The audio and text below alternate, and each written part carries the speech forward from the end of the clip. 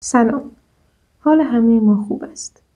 ملالی نیست جز گم شدن گاه به گاه خیالی دور که مردم با آن شادمانی بی سبب میگویند. با این همه عمری اگر باقی بود طوری از کنار زندگی میگذرم که نه زانوی آهوی بی جفت بلرزد و نه این دل ناماندگار بی درمان. تا یادم نرفته است بنویسم حوالی خوابهای ما سال پربارانی بود. میدانم همیشه حیات آنجا پر از هوای تازه باز نیامدن است.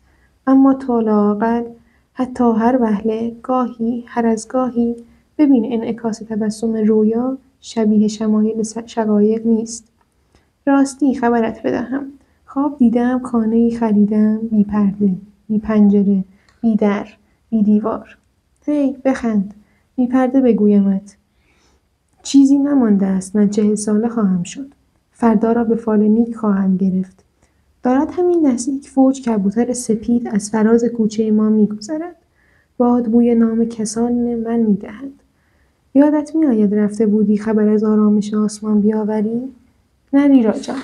نامه‌ام باید کوتاه باشد. ساده باشد. بی حرفی از ابهام و آینه.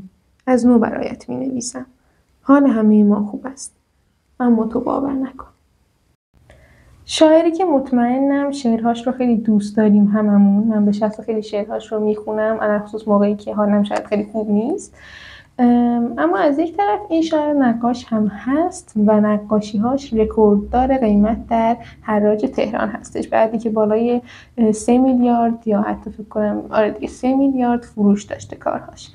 قراره که توی این اپیزود با هم دیگه در مورد سهراب سپهری صحبت بکنیم. البته فقط نقاشیاش و قسمت نقاش بودنش تا شاعر بودنش. من سما هستم و اینجا آرت ورکس هستش. امیدوارم که ادامه ویدیو براتون جذاب باشه. طبق روال همیشه‌مون اول در مورد این که تولد و اینا صحبت میکنیم.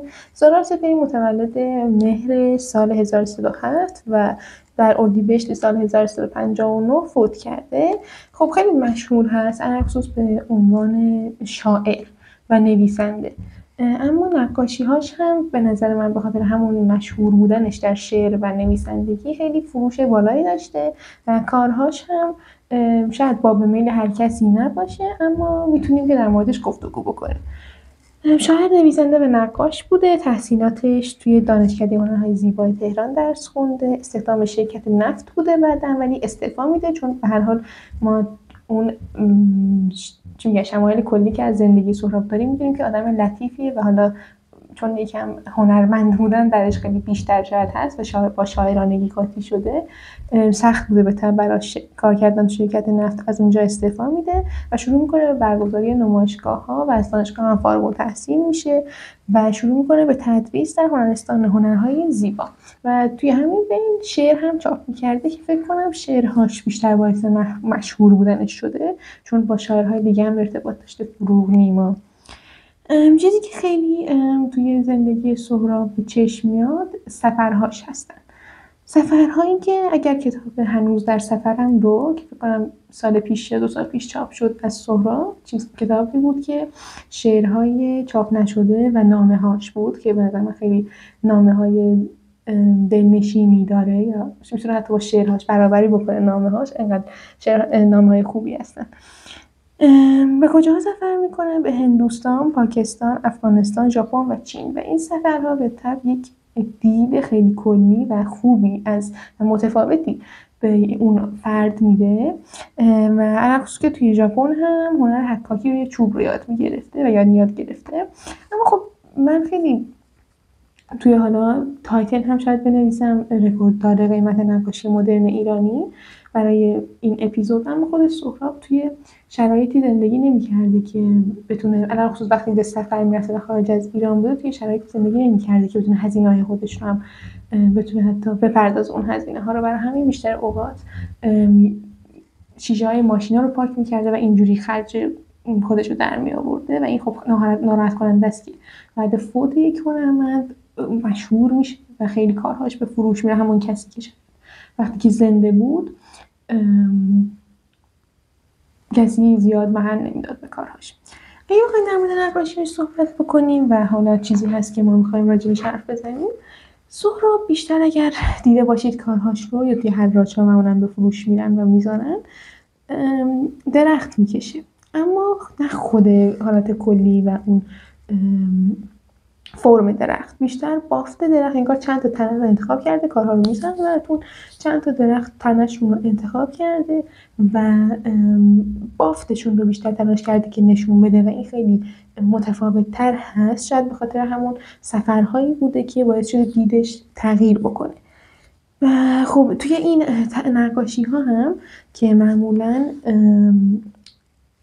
مشخصه که توش یک تأثیری از شرق و چون سهراب یک حالت عرفانی هم میگن که داشته، این شعرها میخونیم این مشخصه، علاوه شاید اواخر زندگیش و به همین دلیل توی نقاشیش همین اثر معمولا پیداست، یک حالتی از گرایش به هنر شرقی یعنی ژاپن و چین و اینها رو توی کارهاش میشه دید. بافت‌های ریز و در هم کار میکنه توی اون درخت‌هاش و کاردک‌های بزرگ چوبی استفاده میکنه، مشخصه که خیلی با قلم شاید خوشش نیاد کار بکنه و این هم بهتر به خاطر همون روحیه ماجراجویی و شاید انعطاف پذیریشه که چیزهای متفاوت رو میخواد امتحان بکنه. آبستره هم کار میکرده و امضاش هم خیلی امضای مشهوری هستش و خیلی در مورد امضاش صحبت میشه، خصوص اگر سرچ بزنید شاید از روی امضاش هم یک سری حدس‌هایی و حرف‌هایی در مورد شخصیت سهراب میگن که خیلی آدم فروتنی هست، خیلی آدم کشور خودش دوستی هست، اینا رو میگن از روی امضاش. و گفتم عرفانی و ماوراءالطبیعی میگن که هست. من شاید خیلی زیاد این رو عرفانیش رو چرا ولی ماوراءالطبیعیش رو نمیدونم بتونم بگنجونم در ذهن خودم یا نه، ولی این گرایش به عرفان رو میتونیم ببینیم تو کارش و شکل‌های ثابتی هم داره. شاید مثلا اون درخت‌ها که هست کار کرده ما بتونیم از اون درخت‌ها چند تا کادر دیگه هم ببینیم که کار کرده و این شاید تکراره در سهراب بوده. این از نقاشی‌هاش که حالت کلی گفتم، باز میتونیم فکر بکنیم خودمون چه چیزهایی رو در موردشون میتونیم بگیم، ویژگی حساب بکنیم. من خودم تنه درخت‌ها و اون حالت خیلی انگار اتود ابتداییه بعضی از کارهاش که میذارم براتون، یعنی یکم جای کار کردن باز داره ولی با این همه حال انگار رها شده، این حس رو به من میده. اما درخت‌ها برای من کارهای تکمیلی هستن، تکمیل تری هستند، یعنی کارهایی هستن که انگار مثلا من پایان یافته شدن، یعنی میشه روشون کار نکرد، اما کارهایی که اصولا با مرکب کار شده و یکم حالت میگم اتود اولیه داره، اون رو شاید بهتر بود یکم بیشتر کار میشد، چون وقتی من نگاه میکنم احساس کنم ناتمامه. اما در مورد رکورد قیمت نقاشیاش بگیم، خب میگم متاسفانه بعد فوتش هست و اولین کاری که فروخته میشه 1393 هست به قیمت 1,800,000,000 تومان. دومین کار 1395 هستش 3,950,000,000 و کار سوم 1397 5,100,000,000 و این خب ناراحت کننده است که یک هنرمندی در تایمی که خودش زندگی میکرده اینقدر بها داده نمیشده بهش، متاسفانه. و کارهایی هم که به این قیمت فروخته شدن یا درخت‌هاش بودن یا کارهای آبسترش بودن. این کلا چیزایی بود که نوشتم و اگر بخواید یکم بیشتر در مورد سهراب بدونید که یک مستندی که ازش ساخته شده رو هم ببینید، چون هم در مورد نقاشی‌ها و هم در مورد زندگی و شعرهاش توش توضیح میده. اما چون میگم سهراب بیشتر شعرهاش مورد بحث بوده تا این دوره و خیلی در مورد نوشته‌هاش میشه گفتگو کرد، نقاشی‌هاش اونقدر مورد بحث قرار گرفته ها، ولی نه اونقدر. شاید بهتر باشه خودمون یکم توی این ویدیو یکم بیشتر فکر بکنیم، چون ویدیو کوتاهی هم شد. اما خب به هر حال من دوست داشتم در مورد سهراب هم یک حرفی زده بشه، چون وقتی دارم دنبال هنرمندهای ایرانی میگردم یکم سخته که کلی هنرمند زیاد پیدا بکنم، چون شاید بیشترشون هنوز اونقدر مشهور نشدن و در تلاشم که پیدا بکنم.